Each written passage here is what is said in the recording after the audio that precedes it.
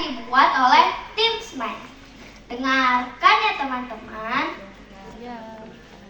Dikisahkan pada zaman dahulu terdapat suatu kerajaan di Jawa Barat bernama Kutatanggehan.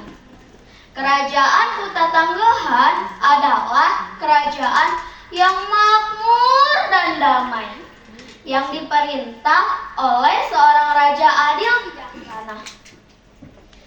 Penduduk kerajaan biasa memanggil sang raja dengan sebutan Prabu Suwatalaya.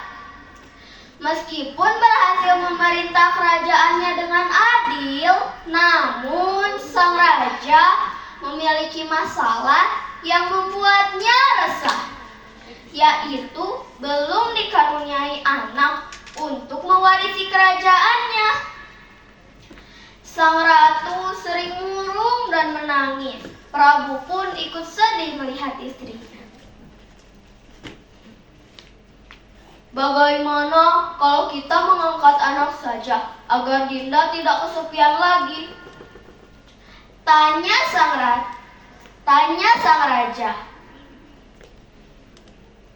Tidak, Kanda, aku akan sangat bahagia jika memiliki anak dari darah daging kita sendiri.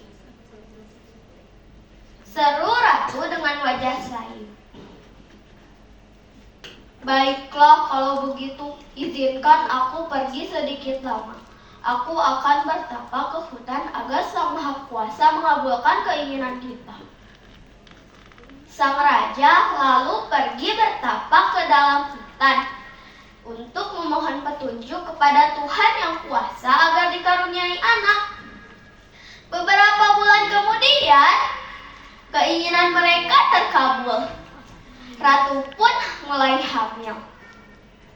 Seluruh rakyat di kerajaan itu senang sekali. Waktu yang ditunggu akhirnya tiba. Ratu melahirkan seorang anak perempuan yang sangat cantik. Raja kemudian memberi nama Putri Gilang Rukmini. Kehadiran Rukmini membuat raja dan ratu sangat bahagia.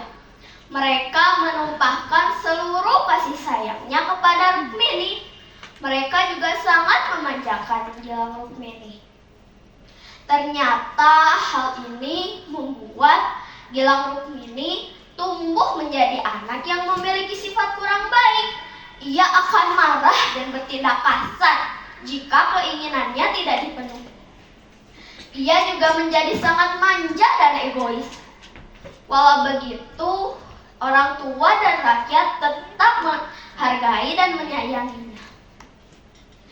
Seiring berjalannya waktu, putri raja beranjak dewasa. Ia kini tumbuh menjadi anak gadis cantik jelita di usianya yang menginjak 17 tahun.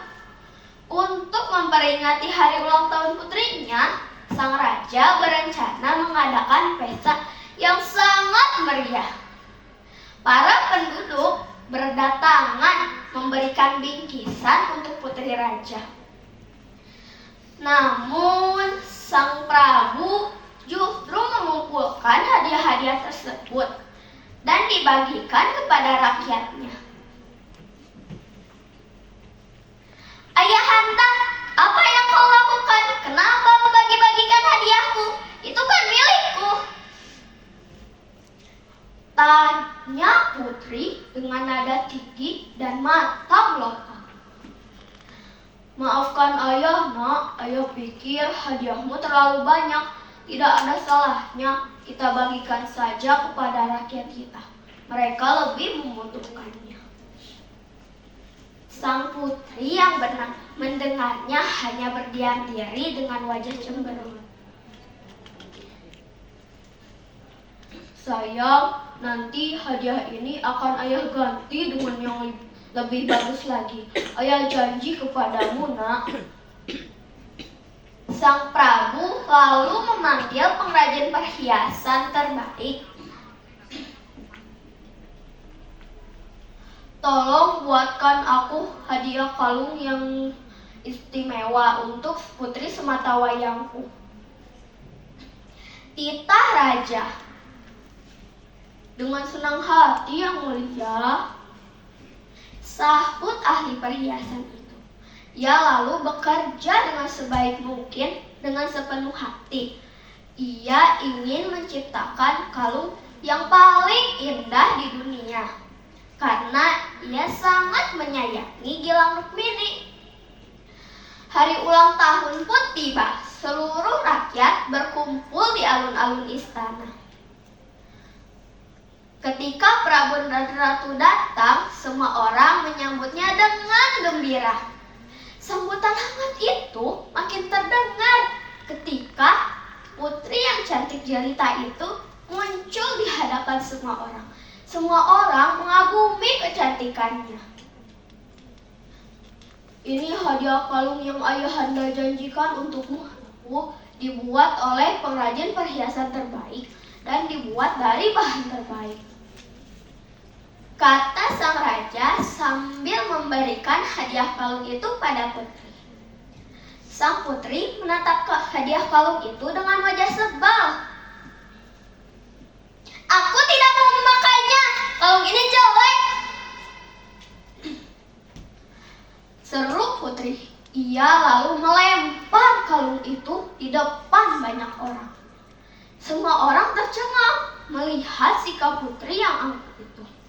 Tiba-tiba terdengar suara tangis Ratu Purbamana. Dia sangat kecewa dengan sikap putrinya yang angkuh itu. Tangisnya sangat memilukan hati.